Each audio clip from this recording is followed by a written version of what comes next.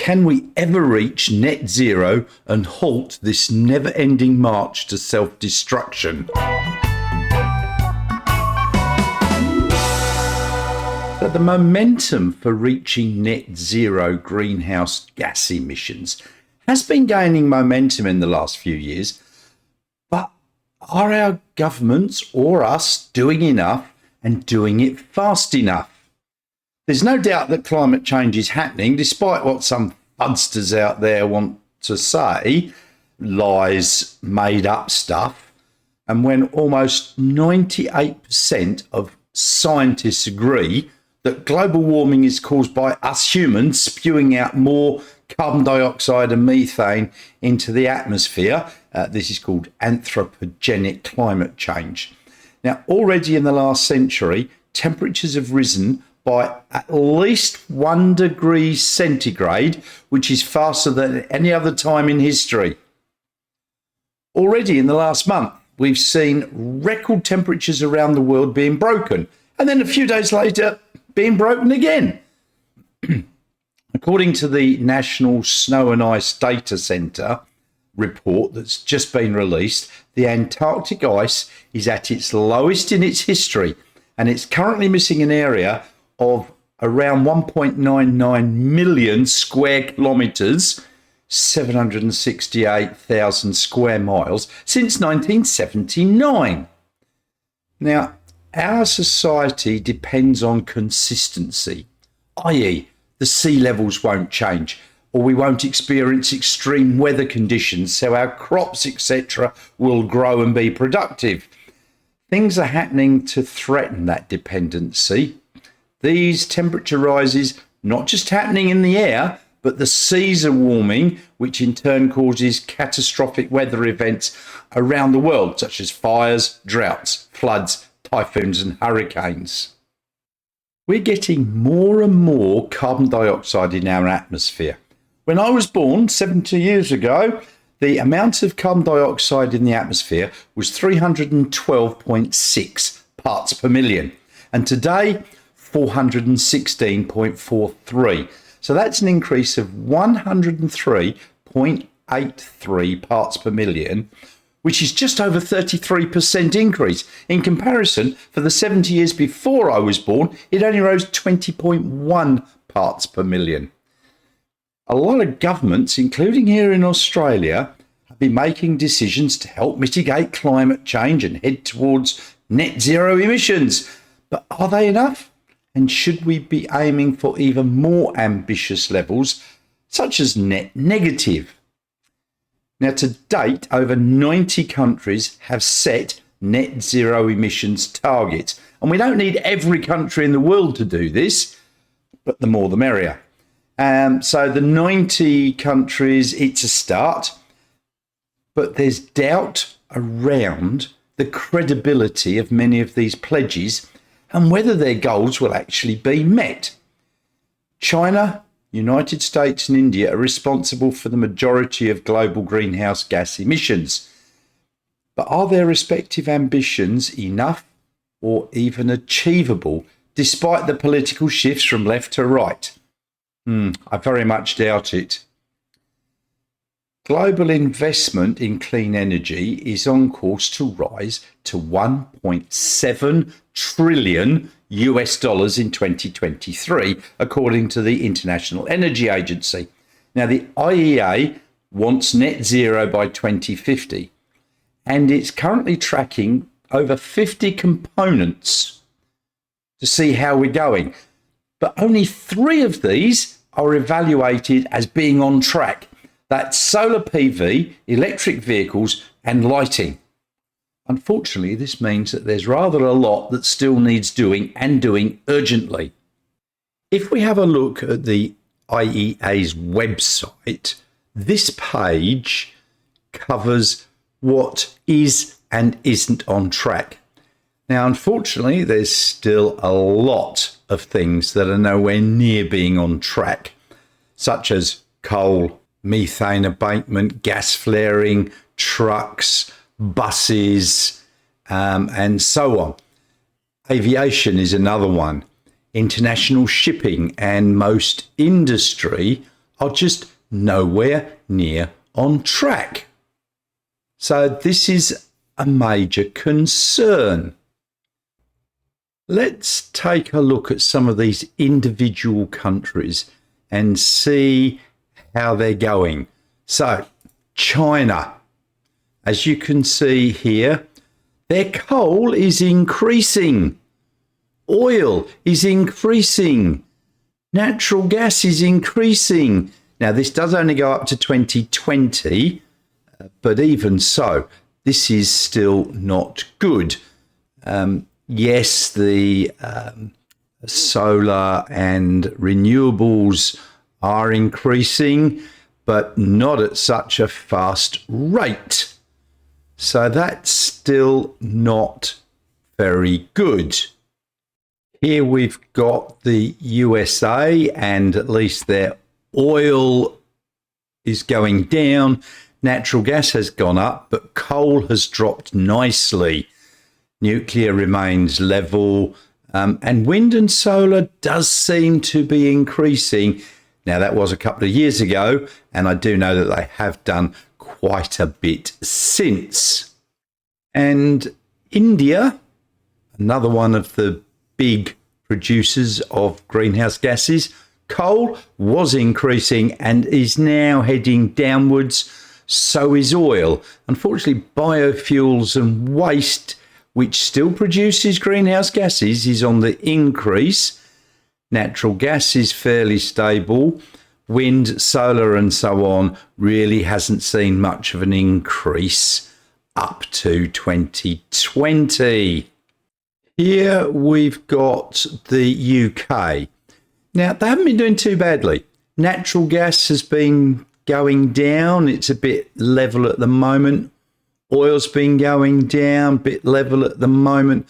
But their coal has dropped dramatically. Unfortunately, biofuels and waste is on the increase. Wind and solar is also showing some good trends. And home here in Australia, look, coal is on the decrease, but it's not fast enough, and we're still approving new coal mines. Oil is level. Natural gas is on the increase, and that's because our previous bloody government was going through our gas-led recovery. Oh, idiots. Biofuels is level. Wind and solar is on the increase here, and it continues to increase to this day. And let's take a look at a country that's doing pretty well, Denmark. Now this goes up to 2021. Oil was going down nicely, slight rise in the last year. Biofuels, which is the yellow line, is on the way up. Natural gas, though, is on the way down. Coal, the light blue or turquoise line, is really going down. Wind and solar is increasing very nicely. So Denmark, I think, are doing quite a good job. So as you can see, there's still a lot of work that needs to be done. The CO2 levels are continuing to rise, and along with this, the Earth's temperature is going up, which has resulted in some huge problems. And it's only going to get worse until we can start reducing the amount of CO2 and methane in the air. So this net zero, it's still going to keep going up until we can stop that increase. So it's just going to get worse. One of the items, according to the International Energy Agency, that is not on track is carbon capture, utilization and storage, or CCUS. Now, there's a lot of problems associated with CCUS, mostly in that it's currently pretty bloody useless. And many companies are saying, oh, we're doing this and that, but they've got exaggerated claims. Now, CCUS involves the capture of carbon dioxide at the source from, say, power plants or industrial facilities, and it's then either used on site, which is the utilization, or stored somewhere, That's the storage. Unfortunately, a lot of this carbon dioxide is being injected into deep geological formations. It's actually helping fossil fuel companies push more oil and gas out of these geological formations, but they're still claiming credit for it. All this greenwashing just has to be made to stop. It even appears that Coles, which is a supermarket chain here in Australia, is now claiming that its beef and pork are carbon neutral with 100% carbon credits, Australian carbon credits. I must admit, I do find this very hard to believe. And it appears that these carbon credit claims have in the past been shown to be fraudulent. Have they managed to stop the cows from releasing all that methane? Some of their credit claims are a result of tree planting for carbon sequestration. But if you actually take a closer look, it appears that the actual area of tree coverage is decreasing. Of course, Coles are denying any wrongdoing or of making false claims. There are currently 40 commercial facilities for CCUS that are already in operation and over 500 projects at various stages of development. Now, CCUS facilities purportedly currently capture around 45 megatons of carbon dioxide annually. And of those that are expected to be operational by 2030, that may rise to 125 megatons. Unfortunately, this is a mere drop in the ocean of the expected 1.2 gigatons of carbon dioxide per year that is required to get net zero by 2050. And I propose that this actually needs to be doubled to ensure that the expected CO2 levels by then are on the way down. Personally, I feel that CCUS is no good at the moment until we get some better technology to stop all this cheating by some companies. We need to explore alternatives, and this is not helped by the fact that some governments are still approving coal mines. In the last 3 months alone, Australia has approved 3 more coal mine extensions that's going to produce 44 million tonnes of coal, and the total emissions will be 116 million tonnes of carbon dioxide. Approving these 3 new coal mines goes against our climate goals. Australia is currently the 3rd largest exporter of fossil fuels in the world, and it just doesn't make any sense. If we approve all the coal mines that are currently awaiting approval, it will be catastrophic for the climate. If you want to help here, there is a petition to be signed, which I've already done. And if I can find the link again, I'll put it in the description below. But it's a petition to the federal government in Australia to stop approving all these coal mines. Not only are our coal mines a problem, Woodside LNG on its northwest shelf here in Western Australia is seeking a 50-year extension to its gas project. And if this is approved by the Australian government, it will release, wait for it, 4 billion tonnes of climate pollution, and it'll keep going to 2070 with a 50-year extension. And this has got to be stopped, and stopped right now. We can't afford to keep these projects going. But unfortunately, the fossil fuel industry is very good at misinformation and lobbying. That's probably for another video, because this one's already getting a bit too long.